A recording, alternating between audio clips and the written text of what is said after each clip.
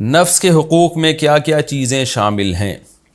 حدیث میں آتا ہے کہ اللہ کے حقوق، بیوی بچوں کے حقوق اور اپنے نفس کے حقوق.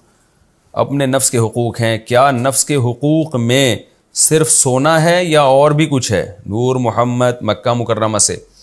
جی حدیث میں آتا ہے ان لزوجک علیک حقا ان لاہلک علیک حقا ان لنفسک علیک حقا او کما قال صلی اللہ علیہ وسلم، کہ سب کا تم پر حق ہے، تمہارے گھر والوں کا بھی، تو خود تمہاری اپنی ذات کا بھی تم پر حق ہے. تو اپنی ذات کا بھی ہم پر حق ہے، یعنی اپنی جان کا. تو وہ حق میں صرف سونا داخل نہیں ہے، اپنی جان کی حفاظت کرنا، اپنی عزت کی حفاظت کرنا، پھر بیماریوں سے جان کو محفوظ رکھنے کی فکر کرنا. مثال کے طور پر ایک آدمی سوتا ہی نہیں ہے، بیمار ہونے لگا تو یہ بھی ظلم کر رہا ہے اپنے آپ پر، یا سوتا ہے تو سوتا ہی رہتا ہے، پولیس آتی ہے اس کو اٹھانے کے لیے، یہ بھی اپنی جان پہ ظلم کر رہا ہے. یا کھانے پینے میں احتیاط سے کام نہیں لیتا، کھاتا ہے تو کھاتا ہی چلا جاتا ہے، جیسے کہ ہماری قوم میں توندیں نکل رہی ہیں اور ڈیزائننگ پوری جو قدرت نے اس کو ایک بنا کے دی تھی وہ ساری ڈیزائننگ چینج ہو گئی.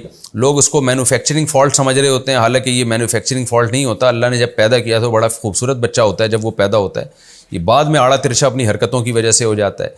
تو یہ ساری چیزیں اس میں داخل ہیں.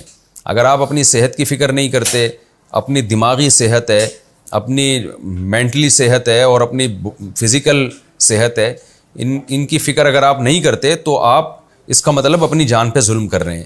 تو یہ بھی حدیث کی روشنی میں یہ چیز بھی گناہ میں داخل ہے.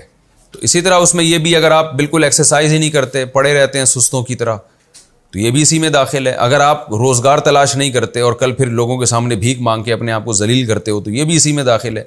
تو اپنی آپ کی پرواہ کرنا، اپنا خیال رکھنا، لوگ کہتے ہیں نا اپنا خیال رکھیے گا، تو اسلام نے بھی آپ کو یہی کہا ہے کہ آپ اپنا خیال رکھیے گا. تو یہ ہے نفس کے حقوق.